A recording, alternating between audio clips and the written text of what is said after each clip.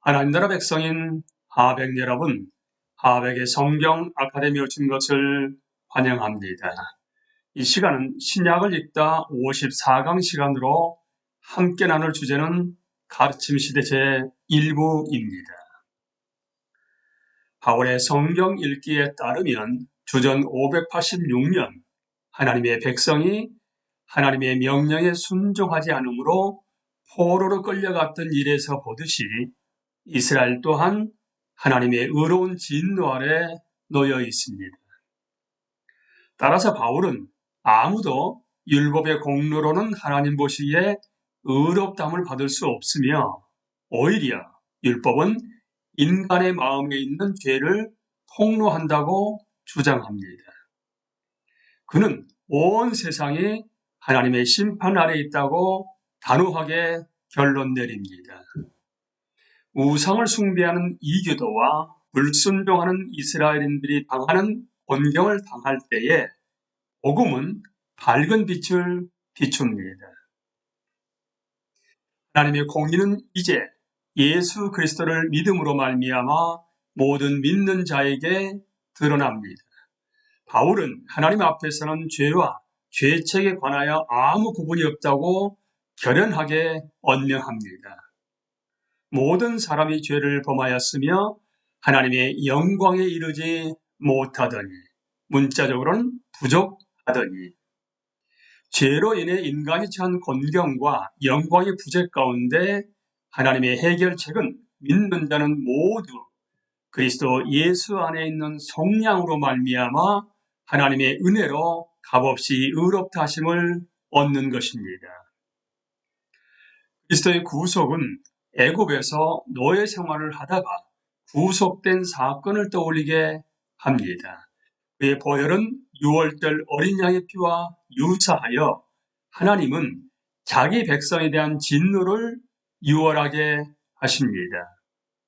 하나님은 자기 아들을 죄의 대속제물로 내어 놓으십니다. 하나님의 아들은 속죄서로서 죄에 대한 하나님의 진노가 없어지며 죄의 용서를 얻어내는 것입니다. 십자가에서 하나님의 진노가 그리스도에게 부어졌는데 이는 하나님이 죄에 대하여 공적으로 의로우신 심판을 내리심을 보여줍니다.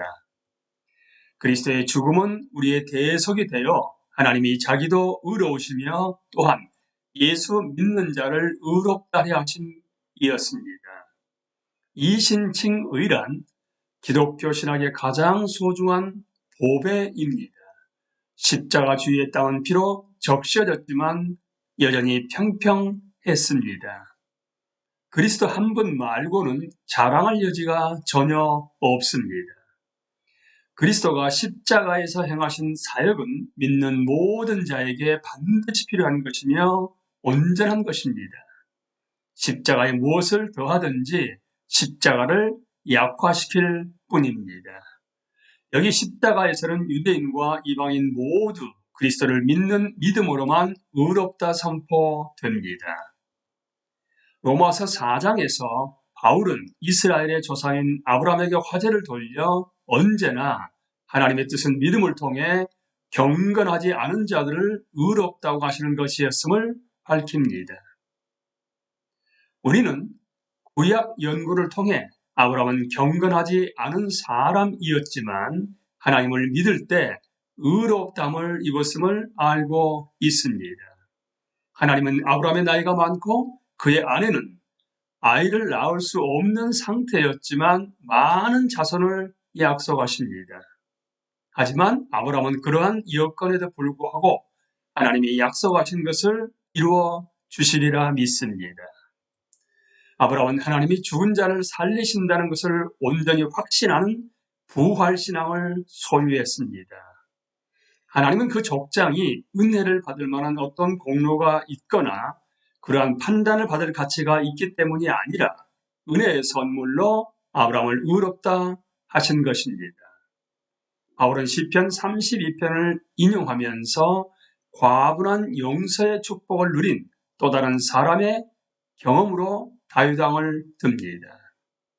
구약의 이 두 인물은 하나님의 은혜를 경험했습니다. 바울은 더 나아가 아브라함의 약속된 자손들은 유대인이든 이방인이든 육체 할례를 받았든 받지 않았든 그의 믿음을 공유하는 자들이라고 선포합니다.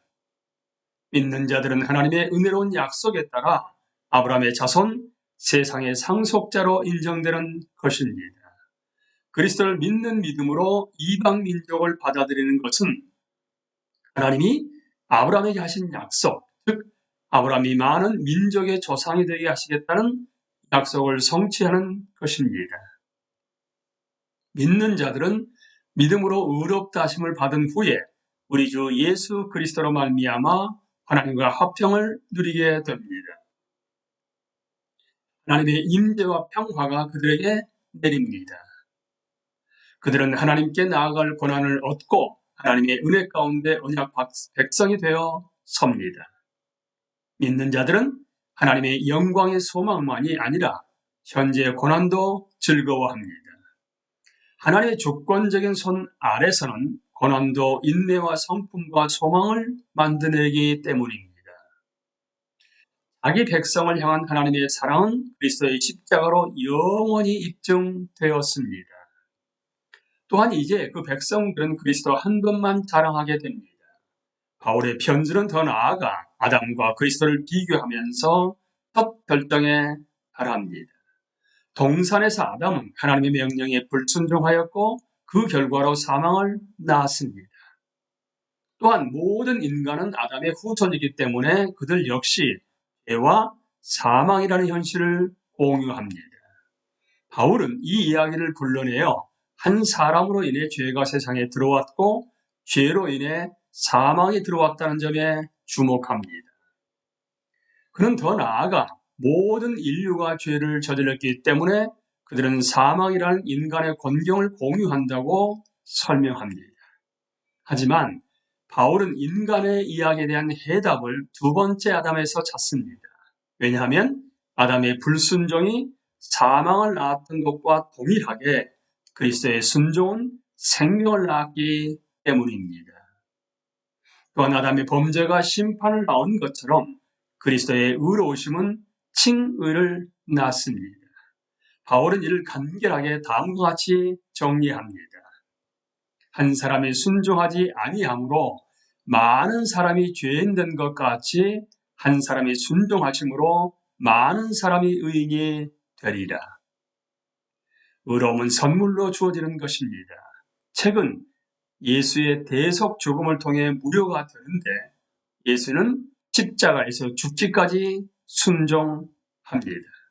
예수님은 죄, 사망, 영광의 상실이라는 인간의 곤궁에 대한 해결책이지만 그가 주시는 선물은 오직 믿음으로만 얻을 수 있습니다. 바울 스스로도 그리스도 안에서 이 새로운 생명을 경험했습니다. 그는 이제 그리스도가 로마에 있는 믿는 자들을 위해 성취하신 모든 것을 자세히 설명하여 복음이 그리스도 안에서 그들의 새로운 생명 역시 규정한다는 것을 보장합니다. 로마서 6장, 7장, 8장에서 바울은 복음이 주는 새로운 생명을 묘사합니다. 믿는 자들은 이제 그리스도에게 속하며 성령으로 충만하고 성화되며 능력을 입습니다.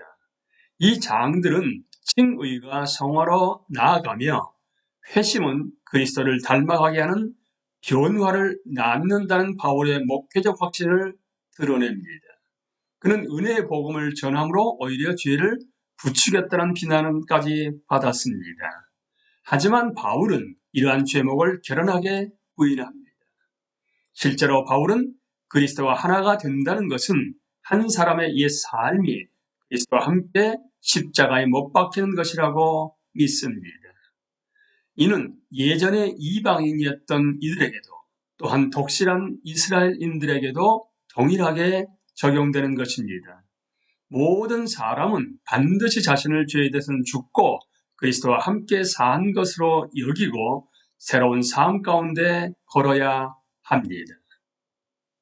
믿는 자들은 자신의 욕정을 따르는 것이 아니라 오히려 자신의 몸을 의의 무기로 들여야 합니다.